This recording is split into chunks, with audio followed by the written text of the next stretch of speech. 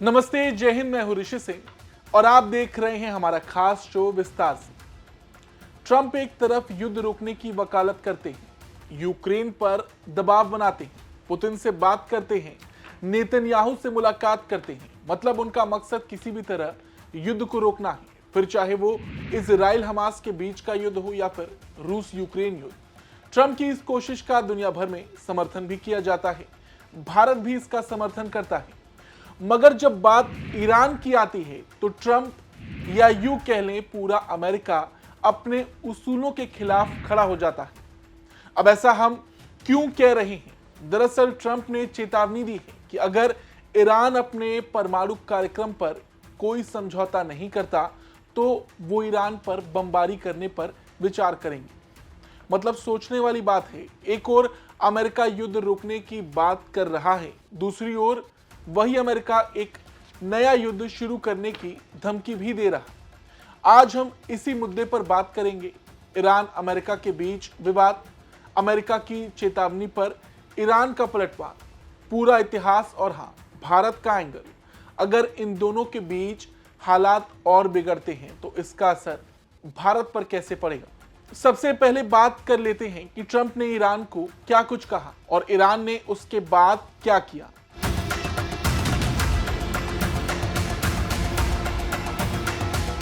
देखिए, ईरान के परमाणु कार्यक्रम को लेकर अमेरिका हमेशा से चेतावनी देते आया है। इस बार भी ट्रंप ने चेतावनी दी है कि अगर ईरान अपने परमाणु कार्यक्रम पर कोई समझौता नहीं करता है तो वो ईरान पर बमबारी करने का विचार करेंगे।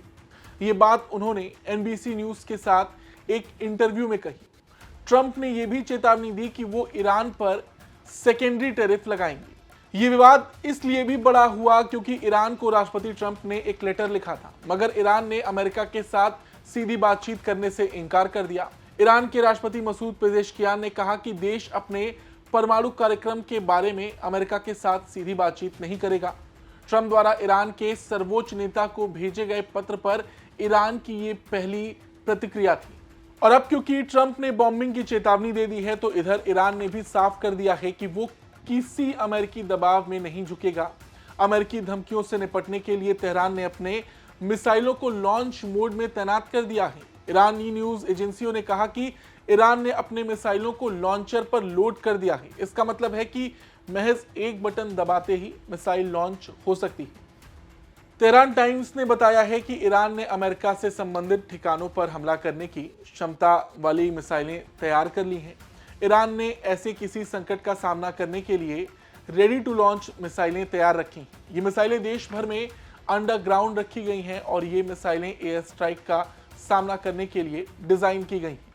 अपने शपथ ग्रहण के बाद से ही ट्रंप ने बार बार कहा कि अगर ईरान परमाणु संधि नहीं करता है तो वो ईरान पर बमबारी करेंगे। रिपोर्ट्स बताती हैं कि अमेरिका चाहता है कि ईरान अपने परमाणु कार्यक्रम को पूरी तरह से खत्म करे।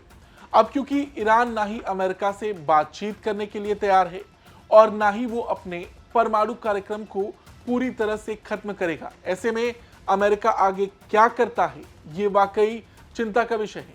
अब बात करेंगे कि आखिर अमेरिका और ईरान के बीच कितना पुराना विवाद है। तो ये विवाद कई दशकों से चला आ रहा है और इसके कारण केवल राजनीतिक नहीं बल्कि ऐतिहासिक, सांस्कृतिक और धार्मिक भी है। ईरान की इस्लामिक क्रांति, इसने कई समीकरणों को बदला।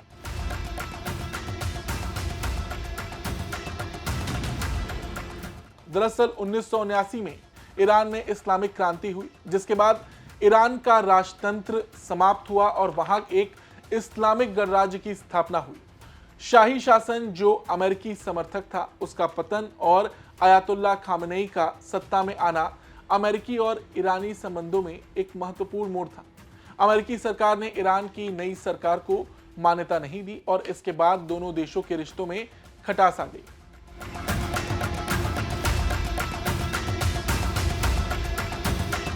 यह मामला और बड़ा तब हुआ जब अक्टूबर 1979 में ईरानी क्रांतिकारियों ने तेहरान स्थित अमेरिकी दूतावास पर धावा बोल दिया और 52 अमेरिकी नागरिकों को 444 दिनों तक बंधक बना लिया। इस घटना ने ईरान और अमेरिका के रिश्तों को और भी खराब किया।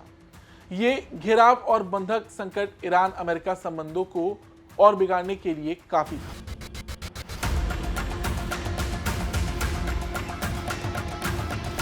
फिर 1980 में ईरान और इराक के बीच युद्ध शुरू हुआ, जिसमें इराक के तत्कालीन राष्ट्रपति सद्दाम हुसैन ने ईरान पर आक्रमण किया। अमेरिका ने इस युद्ध में इराक का समर्थन किया ताकि ईरान की शक्ति को नियंत्रित किया जा सके। इस दौरान अमेरिका ने ईरान पर कई प्रतिबंध भी लगा दिए। यह अमेरिका द्वारा ईरान के खिलाफ एक रणनीतिक कदम था, मगर 8 साल तक युद्ध और तमाम खिलाफत झेलने के बाद भी ईरान ने हार नहीं मानी। दोनों देशों के बीच विवाद ऐसे ही चलता रहा।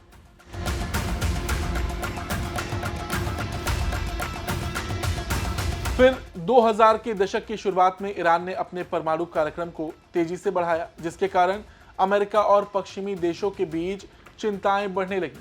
अमेरिका का आरोप था कि ईरान परमाणु हथियार बनाने की दिशा में काम कर रहा है, जबकि ईरान का कहना था कि उनका परमाणु कार्यक्रम केवल शांतिपूर्ण उद्देश्यों के लिए है। इससे दोनों देशों के बीच विवाद और तनाव बढ़ा। अमेरिका ने ईरान पर कई आर्थिक और सैन्य प्रतिबंध लगाए, जो मुख्य रूप से ईरान के परमाणु कार्यक्रम, मिसाइल विकास और मानवाधिकार उल्लंघनों के कारण थे। इन प्रतिबंधों ने ईरान की अर्थव्यवस्था को बुरी तरह से प्रभावित भी किया, लेकिन ईरान ने फिर भी इन प्रतिबंधों का सामना किया और अपनी स्थिति को कायम रखा। अमेरिका के प्रतिबंधों का ईरान पर गहरा असर पड़ा, लेकिन ईरान ने अपने राष्ट्रीय हितों को बनाए रखने के लिए कई कदम उठाए।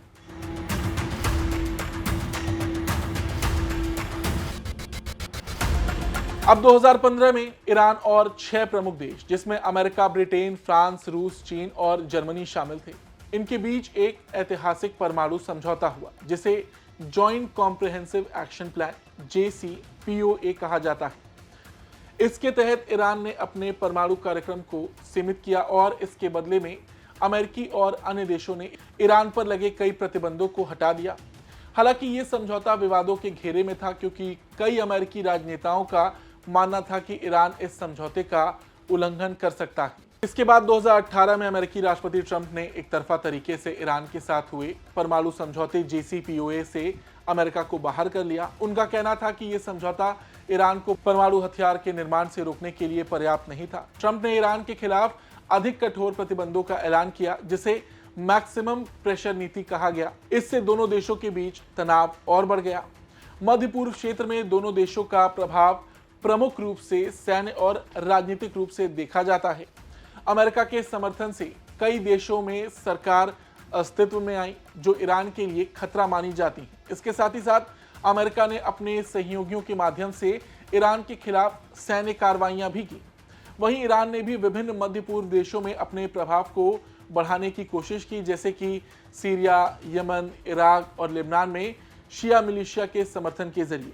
वहीं 2021 में राष्ट्रपति जो बाइडेन के सत्ता में आने के बाद उन्होंने ईरान के साथ परमाणु समझौते को फिर से शुरू होने की पहल की। उनका कहना था कि वो ईरान के साथ समझौता करना चाहते हैं, लेकिन इस मामले में उनके सामने कई चुनौतियां थीं। ईरान ने भी नए समझौते के लिए अपनी शर्तें रखी, जिससे दोनों देशों के बीच बातचीत में दिक्कतें आ गई। हालांकि बाइडेन प्रशासन ने तनाव को कम करने के लिए कई कूटनीतिक प्रयास किए, लेकिन ईरान का रुख कड़ा बना रहा।